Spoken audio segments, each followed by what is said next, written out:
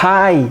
On the Woodpecker today, yes, I make this small workbench with only construction lumber to make bamboo bicycles.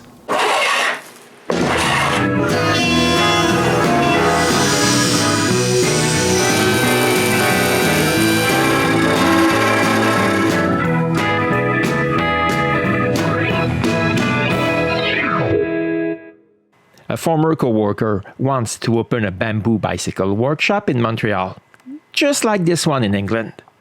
So he asked me if I could make a workbench for him. So I drew this. Now I just need to make it. It will be entirely made of construction lumber. The very first thing I do is to assemble my new cutting table. With it, I can cut the top of the workbench.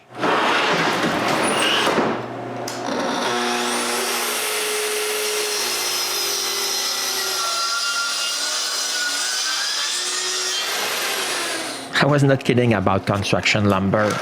There's a strip under the plywood that sticks out. This has to go.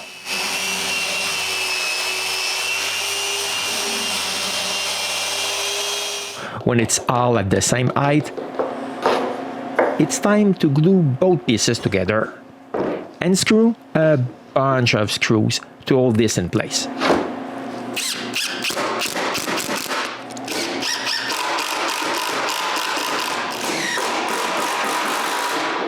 While the glue dries, I can work on the rest of the workbench.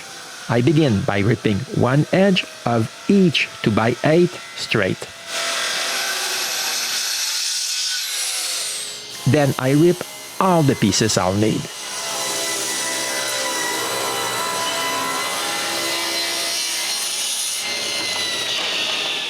And cut all the pieces needed to make both sides.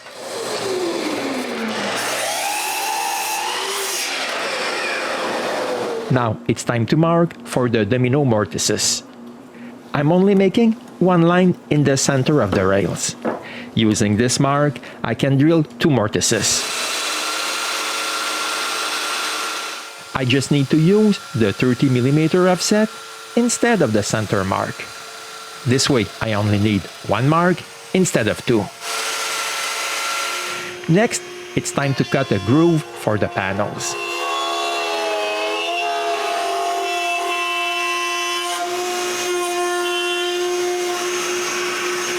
Reassemble one frame and measure the exact size I need for those panels and cut them.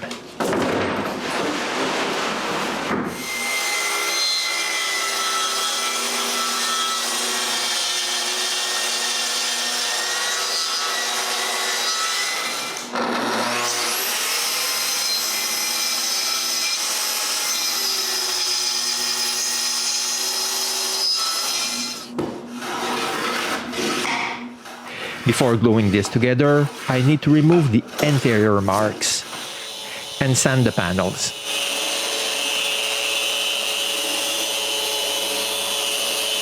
Now I can glue this. It's quite simple. A bit of glue where it's needed. Then I put each panel in place.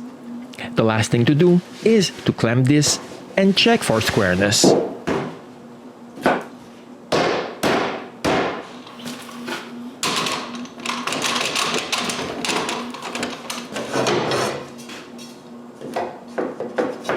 Now I can take care of the stretchers that will be between both sides.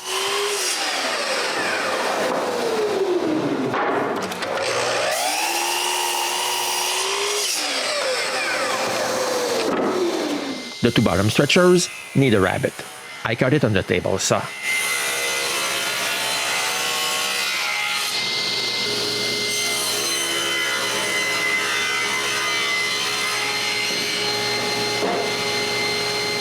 After this operation, the glue of the sides is dry and I can sand the inside.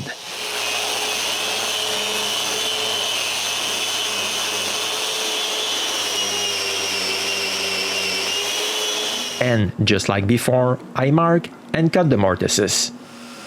The only difference is that I need a piece of plywood at the top to guide the center mortises and use the mark at the bottom of the domino joiner.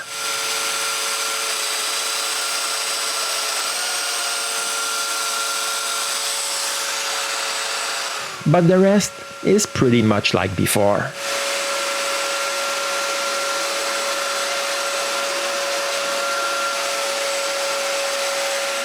Now I need to assemble all of it so I can take some measurements for the center separator, which will be in the middle of the drawers, and cut out the pieces. The center will look like this. Now I need to take care of the sides.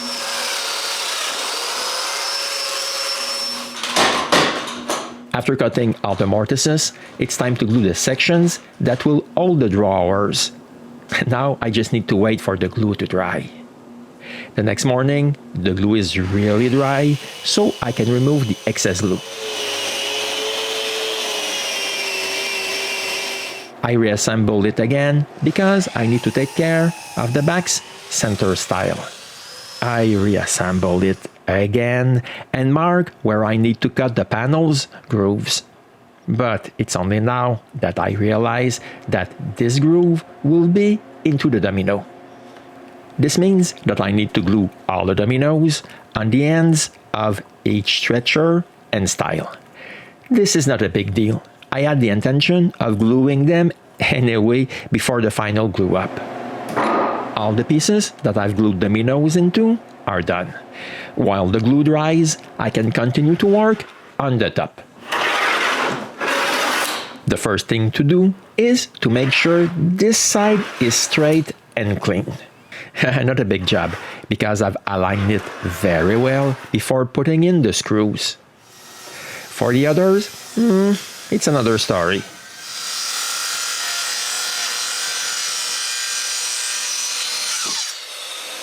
But I don't want to keep exposed plywood edges. This is the best way to end up with a nice splinter like this one. So I rip strips to cover the edges. After cutting one corner at 45 degrees, I put it in place, mark the other side, and cut it too.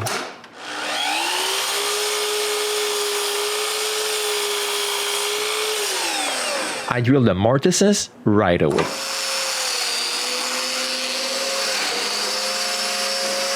Put this edging in place and do all the same operations I just did for the 3 other edges. When I'm done, it's time to glue and clamp this.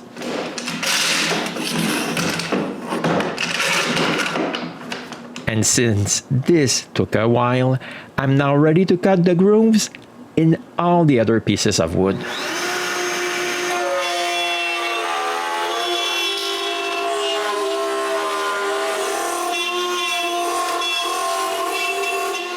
But before gluing this, I need to sand again, assemble it, measure the back panels, and cut them.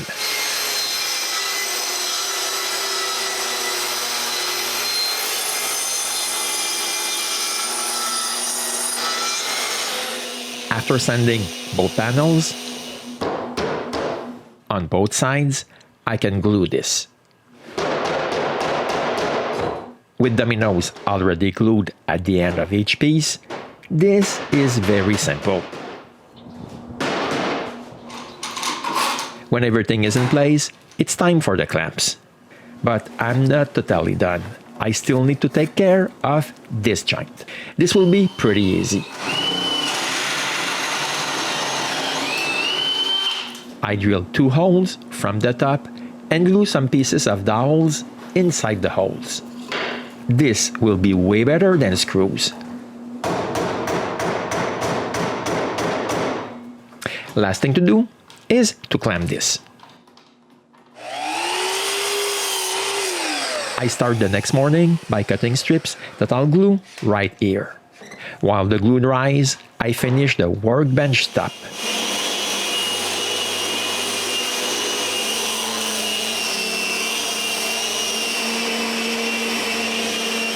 With nice rounded corners, now I'm sure nobody will have to remove a nice splinter like I had to.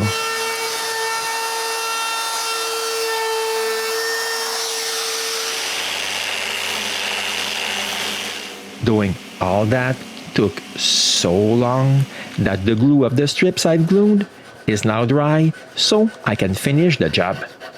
The first thing to do is to remove what's sticking out from last night.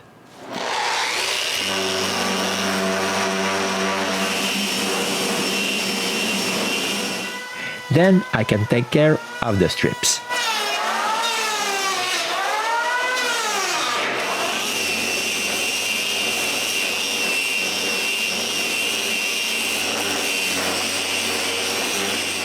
And finally, the bottom.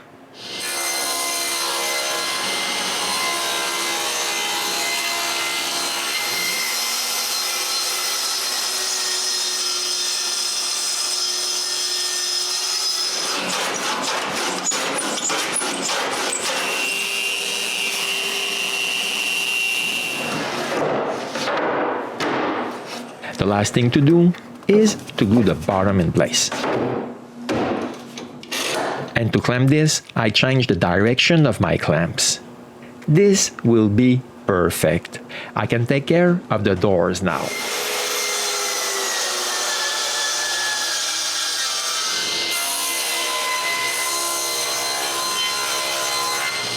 This is the right size. I just need to cut it in half. I have both doors, so I need to take care of the edges.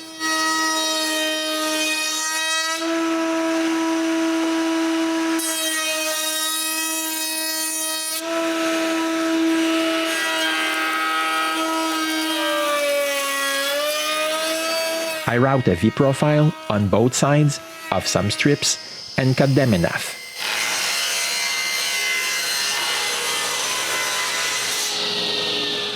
Now I just need to make a 45-degree cut and glue each edging in place.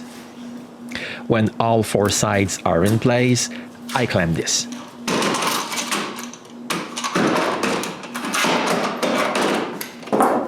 And wait for the glue to dry. When it is, it's time to sand the excess wood flush with the rest of the plywood.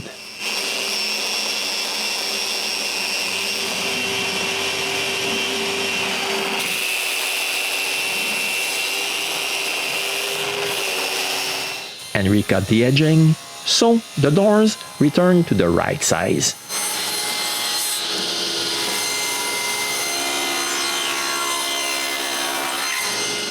Okay, I have the doors. I'm only missing the hinges, which are on their way.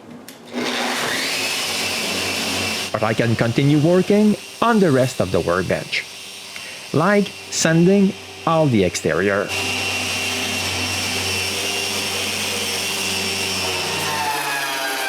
Now I'm ready for the drawers. I begin by removing some wood so the front will be thinner. Then I cut this to the size of the drawers.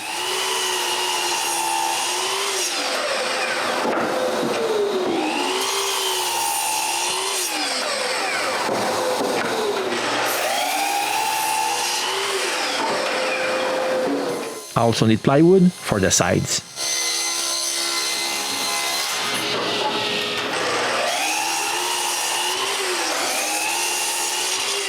And finally, I'm able to cut the dovetails.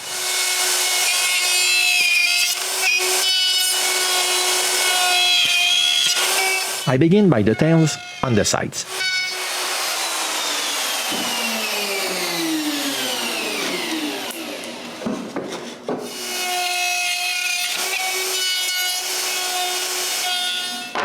When they're done, it's time for the pins.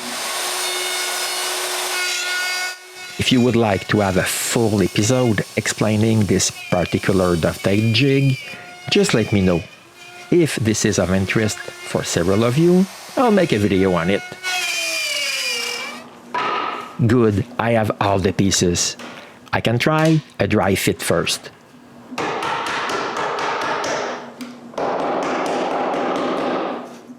Since I'm satisfied, it's time to glue all of this.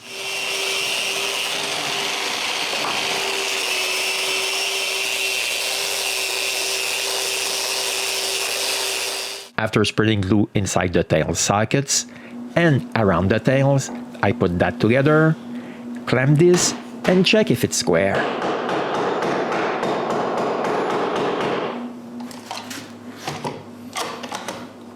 Then I do the same thing for the other drawer and leave that alone for the rest of the day.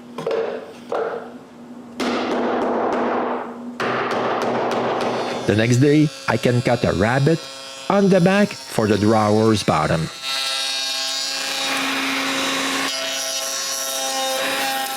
After making all the corners square, it's time to cut the actual bottoms.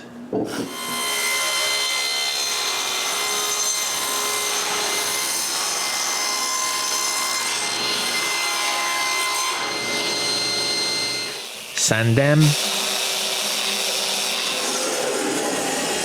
fine-tune the cut, and finally glue them in place.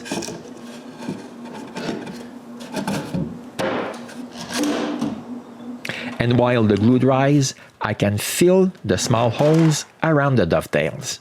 Plywood is not the best material to cut dovetails in. To do this, I'm trying a transparent glue that I found in a stationery store and add some wood dust to it, mix it well, and fill the holes.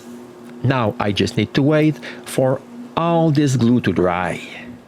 So during this time, I'm able to make a shelf for the inside of the workbench.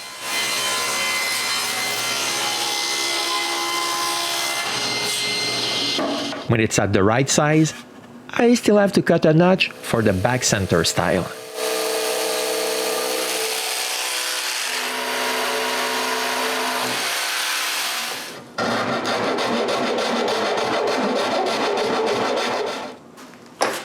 Now it's time to take care of the front edge.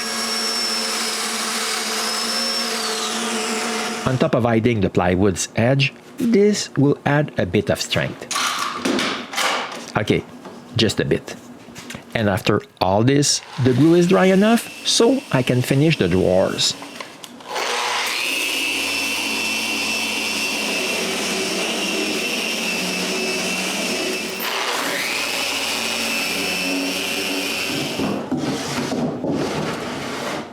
And here they are. On top of it, they will be accessible from both sides of the workbench. This is perfect. But I'm not done. I still need to turn pulls. I begin by cutting some hardwood lying around to the thickness I need.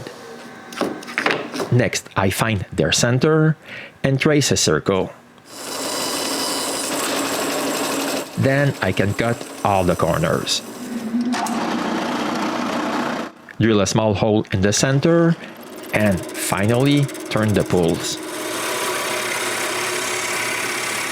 To have a more in-depth video on how I turn my pulls, I'm putting the link of the episode I made.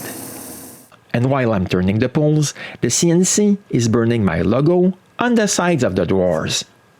And it's why I have that many pulls to choose from. Okay, I don't need that many, but I have already cut the wood. I just need to put them in place now. This is quite easy. I just need to find the center of each drawer and drill a small hole. Then I screw the pull in place. And just like that, I have 4 pulls in place. After all this, the glue of the shelf is dry, so I can finish it.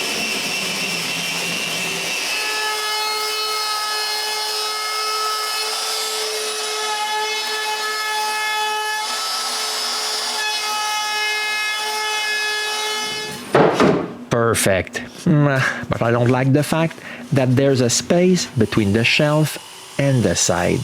So I cut some lengths of plywood strips that are left from all the cuts I've made and glue them in place. I'm very careful to align them to the height of the top shelf position. I clamp this in the front and put a little bit of weight on the back. Now I really need to wait for the glue to dry. And when it is, I cut all the sharp corners. Then I'm finally able to screw the casters in place.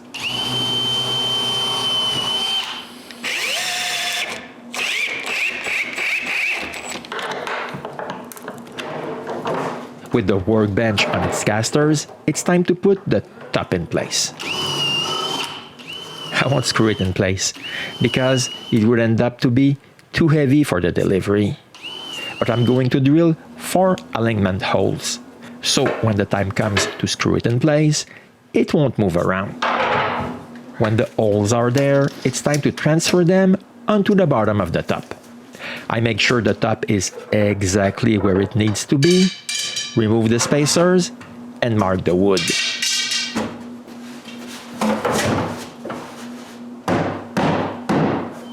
Next, it's time to drill the holes under the top. And now, with those small lengths of dowels, the top will stay in place. I just need some holes for the screws.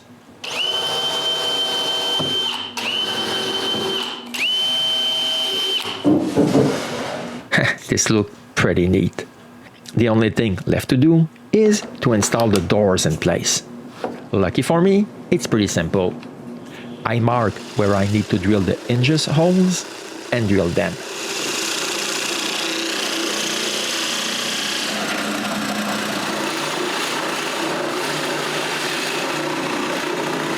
Then I can screw this part of the hinge to the door. I just make sure the hinges are screwed straight. Then it's time to screw the other part of the hinges inside the workbench. And when the doors are in place, they're only missing their pulls. And with that last screw, the workbench is completely finished. It's not bad, considering it's all made from construction lumber. Inside, there's space to store some stuff. It will be possible to add a vise on the side later on. There are also 2 drawers which can be opened from both sides, and on top of that, they're made with real dovetails. Here's how I make the workbench to make bamboo bicycles. I hope to see you soon on my next episode of the Woodpecker.